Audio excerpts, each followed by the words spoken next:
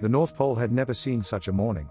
The sky was a hard, glittering blue, the kind that makes brass monkeys shiver. 11 wacky racers were lined up in a crooked crescent of chrome and rust, their engines coughing white ghosts into the -40-degree air.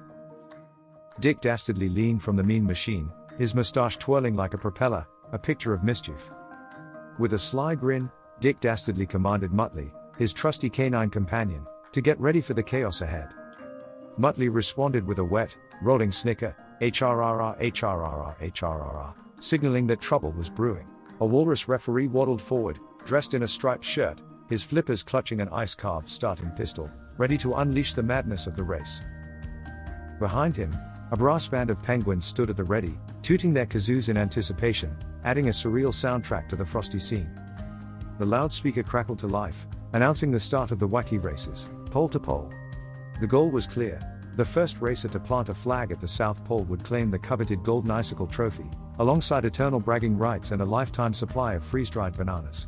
The racers revved their engines in excitement.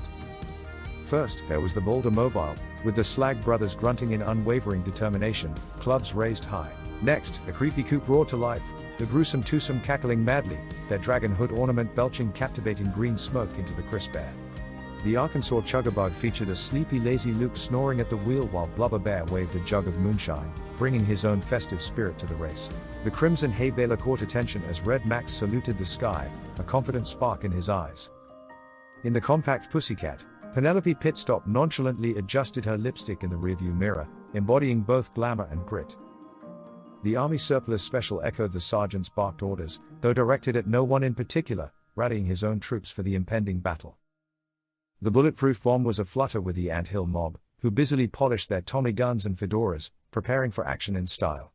Meanwhile, the Buzzwagon's Rufus Roughcut eagerly revved a chainsaw, hinting at the creative chaos that the race would surely bring.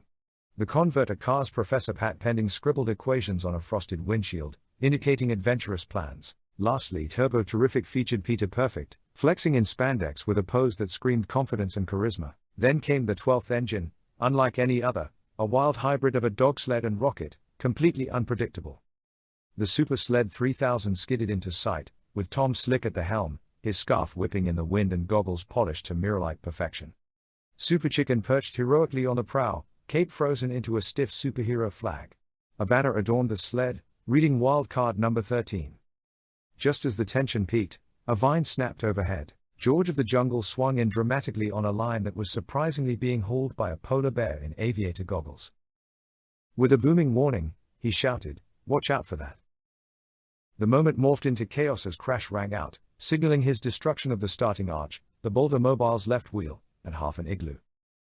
Snow exploded all around, creating a blizzard of popcorn like snowflakes. Ursula the elephant trumpeted behind, dragging a sled brimming with bananas, snowshoes, and a sign that read George plus friends equals number 13. The walrus referee blinked in astonishment, while the penguins dropped their kazoos in shock. Penelope Pitstop leaned out and exclaimed, "Well, sugar, looks like the jungle's come to the ice cap." The Slag brothers grunted their approval, and the Creepy Coupe oozed slime in a friendly greeting. Meanwhile, Dick Dastardly's eyes narrowed, clearly sizing up the competition. With a determined nod, he commanded Muttley once more, "Do your thing." Muttley snickered in response, excitement bubbling in the air. The ice pistol fired, and engines screamed to life. The race was officially on.